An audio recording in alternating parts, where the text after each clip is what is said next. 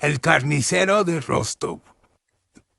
El día de hoy hablaremos del mayor asesino en serie de la historia de la antigua Unión Soviética, Andrei Romanovich Chikatilo. A él se le atribuye haber cometido diversos crímenes, entre los más graves, asaltos sexuales, asesinatos y mutilaciones a mujeres y niños. Chikatilo nació un 16 de octubre de 1936 en la Unión Soviética, pero crece en medio de la Segunda Guerra Mundial. Ahora hablemos de su infancia. Estuvo rodeada de infinita violencia por el estado de la evidente guerra. Se crió rodeado de pura muerte y de sangre. Veía muertos apilados en las calles, como algo ya bastante normal que era muy común en esos tiempos. En una ocasión llegó a presenciar cómo un soldado se metió a su casa y violó a su madre frente a él. Este fue un hecho demasiado traumante y horrible para él y su hermana. Él y su hermana se quedaron a cargo de su madre, ya que su padre se involucró en las labores de la guerra y los tuvo que abandonar por un largo tiempo. Él se sentía desprotegido, débil, con miedo, ya que no tenía a nadie que lo protegiera. Su madre, lejos de consolarlos, les contaba historias traumantes y una de ellas, y la que más se le quedó grabada a Chikatilo, fue que Ana, su madre, les cuenta cómo ellos tenían otro hermano, pero de pequeño lo raptaron, lo mataron y se comieron partes de él, ya que en ese tiempo había demasiados problemas de hambruna, entonces esta historia sonaba demasiado creíble. Un tiempo después, regresa su padre. Desafortunadamente se tuvieron que mudar de la localidad de la que vivían, ya que acusaban a su padre de traidor al gobierno. Los humillaban y por lo tanto decidieron irse. Él ingresa a la escuela y desde el primer momento comienzan a bulearlo. Le bajaban los pantalones, lo cacheteaban, le pegaban, se reían de él. Chikatilo sufría de miopía y eso lo hacía ser torpe y un poco más propenso a las burlas. Por todo este miedo y estrés que desarrolló, comenzó a hacerse del baño. Esto duró hasta los 12 años. Él se orinaba en la cama. En una ocasión se abalanzó hacia una niña de su salón y al darse cuenta de lo que había hecho, le pedía disculpas, pero en ese momento tuvo una nueva sensación, mucha excitación, por la cercanía hacia ella. Lo empezaron a juzgar, se burlaban de él, y esto hizo que fuera aún más despreciado.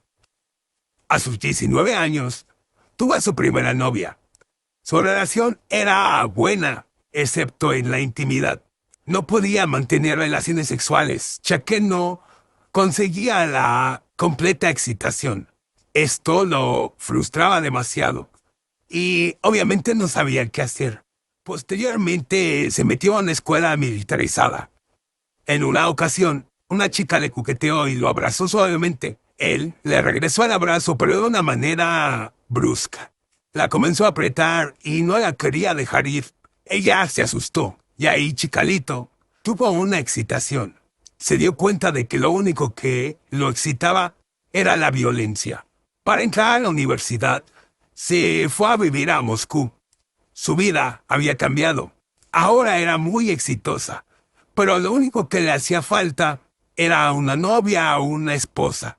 Por esto, la gente comenzó a creer que él era homosexual.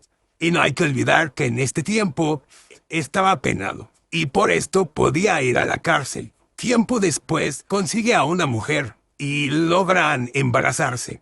Ellos tienen 2 hijos y su familia era perfecta. Él era un padre ejemplar y muy cariñoso, pero la vida sexual era muy mala. No podía tener relaciones sexuales porque él no conseguía excitarse. En 1977 se convierte en un maestro de secundaria, pero sus alumnos le hacían burla y le ponían el apodo de Ganso por su postura jorobada. Esto claro que lo frustró, pero no le dio tanta importancia, ya que para él era más interesante la atracción hacia sus alumnas menores. Seguido, entraba a los vestidores a verlas en ropa interior y a masturbarse frente a ellas. De tantas quejas que recibió por esto, lo expulsaron de la escuela, pero al poco tiempo logra ingresar a una nueva escuela. Lo vuelven a acusar por acoso hacia un niño de 15 años. Por estos asuntos, decide dejar de trabajar como docente y consigue un trabajo en una fábrica. En esta fábrica lo mandaban a distintas partes lejanas a viajar en tren. Esta era la excusa perfecta para encontrarse con menores. Pero no es hasta 1978 que se compra una vivienda para él solo. Él no se lo dice a su familia, ya que era un secreto. Un día una niña de 9 años aproximadamente iba pasando por su casa. Tenía muchas ganas de orinar, pero aún le faltaba por llegar a su destino. Así que Chikatilo la deja pasar a su baño y sin pensarlo 2 veces se abalanzó hacia ella. Forcejeó con ella, con la intención de violarla o satisfacerse, pero la rasguña y brota sangre.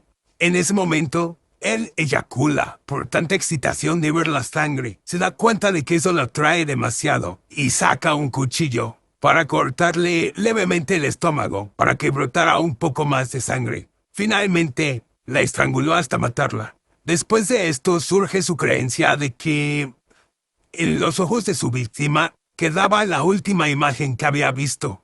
Es decir, lo último que habían visto era a él. Es por esto que se los quitaba. Les quitaba sus ojos. Procede a abandonar el cuerpo cerca de un río sin sentirse culpable. Lo encuentran 2 días después, pero no logran dar con el asesino. Así fue como elaboró su primer asesinato a sus 53 años. En una ocasión, yendo en el tren por sus labores de trabajo, se encuentra con una joven de 17 años. Él le propone tener relaciones sexuales y ella acepta, pero él no consigue tener la erección, como siempre. Así que ella comienza a burlarse de él, pero él ya no era el mismo niño que se dejaba por todos. Enfureció, la estranguló y por fin consiguió su erección. Comienza a morderle salvajemente la garganta, le arrancó los pezones, comenzó a comerse sus pezones, igual que con su primera víctima, le arrancó los ojos. Después de este segundo asesinato, empezó a elaborarlos con más frecuencia, dejando siempre esa huella de arrancar los ojos. Su primera víctima masculina fue un niño de 9 años. Le arrancó sus partes íntimas y se las comió, igual que como a una de otras de sus víctimas, que se comió sus intestinos y su útero.